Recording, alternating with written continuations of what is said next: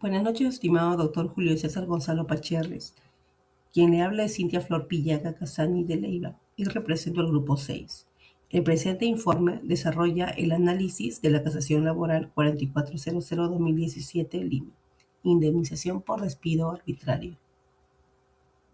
Somos el equipo 6 y está conformado por Patricia del Pilar Huerta Vargas, Santiago Ismael Zulca Galarza, Luis Alberto Guamaní Ayala, David Leonardo Ortiz Guzmán y quien les habla, Cintia Flor Pillaca Casani de Leiva.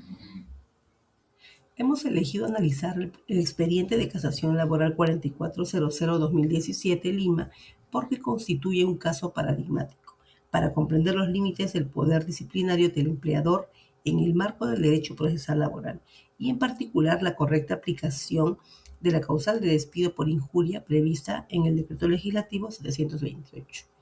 Este caso adquiere especial relevancia al desarrollarse en un contexto contemporáneo en el que las redes sociales se han convertido en un medio frecuente de expresión de opiniones y conflictos laborales, planteando así nuevos retos para la interpretación jurídica de las faltas graves imputadas a los trabajadores.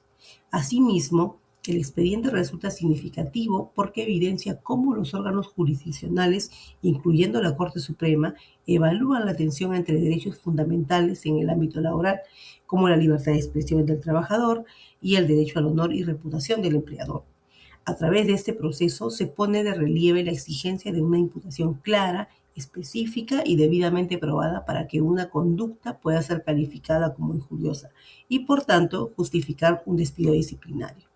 Finalmente, la elección de este tema se justifica por su valor académico y práctico para el curso de Derecho Procesal Laboral, ya que nos permite analizar la aplicación de la nueva Ley Procesal de Trabajo, la carga de la prueba en los procesos de despido y el rol de la Corte Suprema en la uniformización de criterios jurisprudenciales.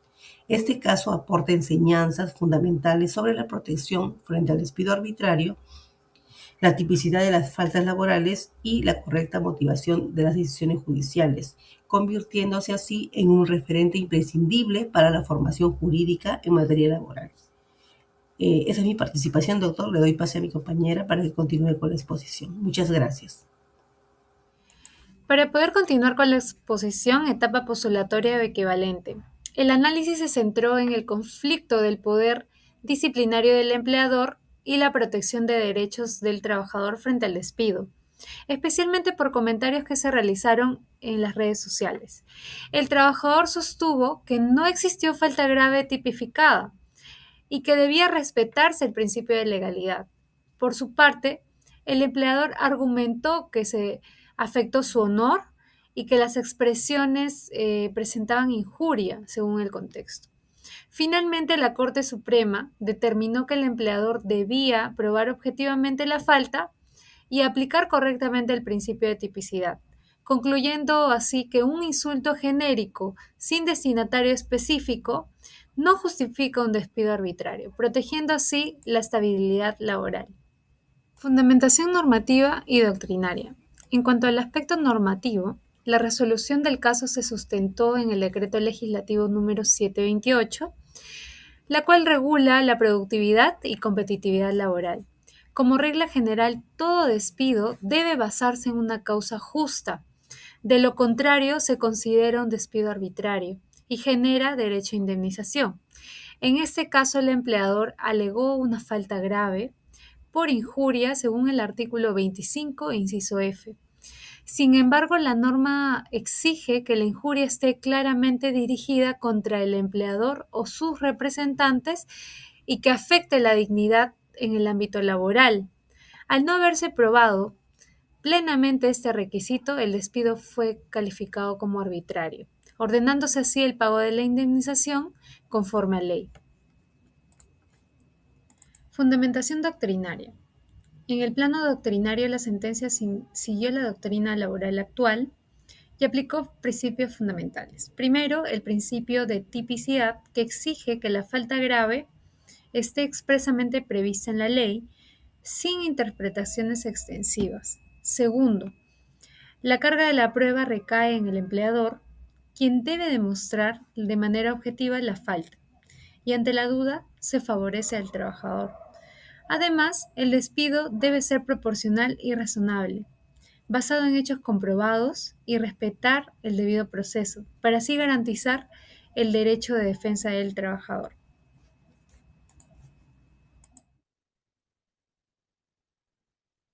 Con su permiso docente, soy el alumno Santiago Zulca Galarza. Me va a tocar hablar sobre la fundamentación de normas y hechos y como segundo punto, la segunda instancia equivalente. Hablando con el primer punto sobre las normas y hechos aplicables en este despido arbitrario o fundamentación jurídica, el caso analiza que el despido de un trabajador que publicó un comentario ofensivo en una página de Facebook de su empleador, ¿no? La empresa justificó este despido bajo la causal de injuria o faltamiento grave de palabra o en agravio del empleador o sus representantes, ¿no? Según el artículo 25, ¿no?, del Decreto Legislativo 728. Sin embargo, los tribunales determinaron que el comentario, aunque insultante o mencionaba de una manera directa que no lo mencionaba de manera directa a la empresa ni a las personas específicas, lo que es un requisito fundamental, ¿no?, para configurar la injuria laboral. Al no cumplirse todos los elementos de la norma, el despido fue calificado como arbitrario y se ordenó la indemnización correspondiente al trabajador, conforme a los artículos 34 y 38 de la ley. Asimismo, la argumentación de la Corte Suprema, ¿no?, en la sentencia hace respetar el marco jurídico y los principios del derecho procesal laboral, exigiendo que la falta grave está objetivamente comprobada. Se reafirma que la carga de la prueba recae en el empleador y que la potestad sancionadora debe ejercerse con base a los hechos comprobados. El fallo es coherente y equilibrado. No tolera la indisciplina, pero protege al trabajador ante sanciones desproporcionadas o arbitrarias. Tocando el segundo tema de la segunda instancia o equivalente, en este caso, la Sala Superior de Lima revisó la apelación del empleador, quien alegaba que el insulto era claramente dirigido a la directiva. Se valoran las pruebas, ¿no? Se muestran las capturas de pantalla y declaraciones, pero no se acreditó que las expresiones fueran dirigidas a las personas identificables. Se reafirmó el principio de carga de la prueba y se confirmó la sentencia en primera instancia, ratificando el despido como arbitrario y el derecho del trabajador a la indemnización. Asimismo, ¿no?, desde una perspectiva doctrinal y comparada, en este caso con la colombiana, desde la doctrina colombiana se destaca la importancia del debido proceso y la defensa del trabajador en caso de despido. Se exige que el empleador comunique claramente los hechos y permita la defensa, principios que también fueron observados en el caso peruano. La doctrina respalda que la segunda instancia debe garantizar una justicia sustantiva y no limitarse a una revisión formal, protegiendo así los derechos laborales. En conclusión, en el presente caso, se puede mostrar, ¿no?, que los tribunales deben analizar los hechos realmente que encajen en la norma antes de sancionar.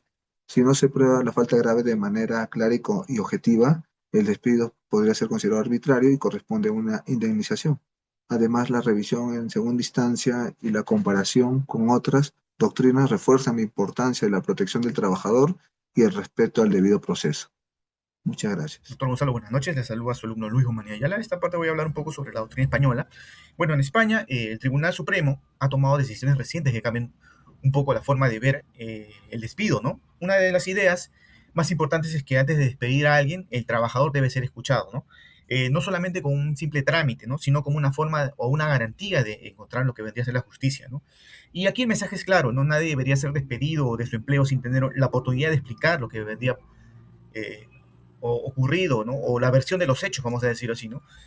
Además, el Tribunal Supremo analiza también si la indemnización que se paga cuando el despido es injusto realmente compensa lo que vendría a ser el daño. Y su conclusión es que sí, ¿no?, que la indemnización fijada por la ley, aunque sea igual para todos, ¿no?, cumple su función porque da seguridad, evita conflictos interminables y permite también cerrar el problema de manera clara, ¿no?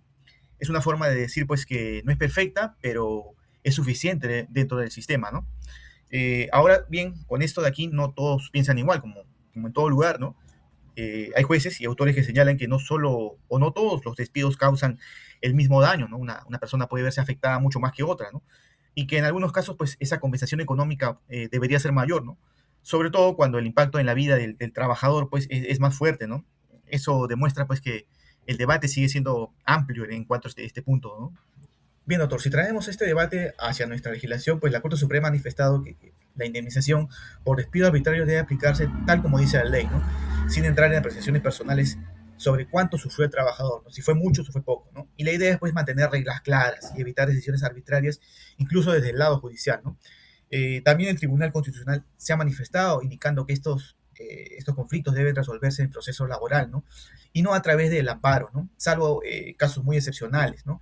Y esto reforzaría pues el papel del juez laboral, ¿no? Sobre todo en segunda instancia, que pues va a tener que evaluar todo y tomar una decisión de que si el despido fue justo y si la compensación fue razonable, ¿no? Bien, doctor, rápidamente como aporte de experiencia, esta casación nos permitió entender cómo funciona el proceso laboral, ¿no? Y hasta dónde llega el poder del empleador, ¿no?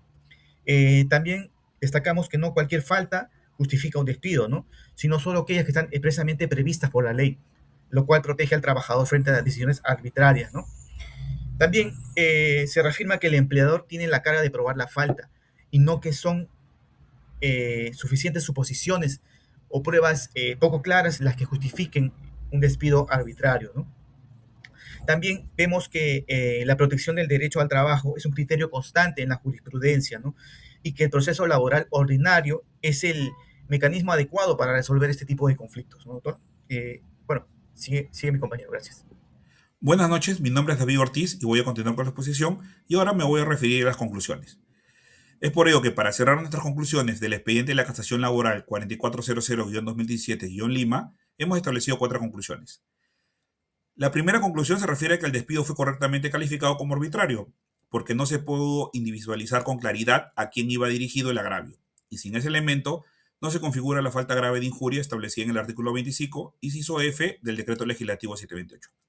Como segunda conclusión, el empleador no acreditó la falta grave, se basó en una lectura por contexto del comentario en redes sociales, pero en despido disciplinario el estándar probatorio debe ser directo, objetivo y contundente, porque se trata de un derecho fundamental como el trabajo.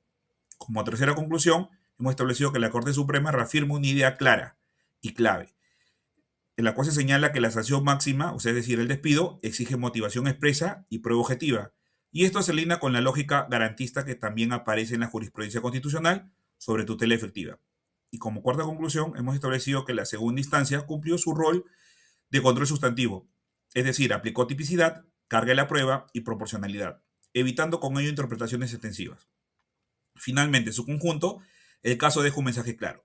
Si la falta no está plenamente probada y tipificada, el despido no se sostiene y corresponde la indemnización legal. Ahora voy a exponer lo referido a las recomendaciones. Hay que tener presente que estas recomendaciones que proponemos se encuentran bajo 5 líneas prácticas. Nuestra primera recomendación se basa en que los empleadores implementen protocolos internos claros sobre el uso de redes sociales vinculadas al entorno laboral para prevenir conflictos y evitar decisiones impulsivas. Como segunda recomendación, hemos establecido que toda imputación de falta grave sea precisa e individualizada, describir hechos concretos, identificar destinatarios y explicar por qué encaja en la causal legal. Eso protege el derecho de defensa y evita despidos débiles. Como tercera conclusión, se ha establecido que los jueces mantengan un estándar estricto frente a pruebas meramente contextuales. No basta inferir a quién se ofendió, sino debe verificar de la subsunción con rigor, respetando el principio de tipicidad y el enfoque pro trabajador cuando exista duda probatoria. Y como cuarta recomendación hemos establecido que las organizaciones refuercen capacitaciones en derecho disciplinario laboral y debido proceso de despido para reducir contingencias y litigios, ¿no?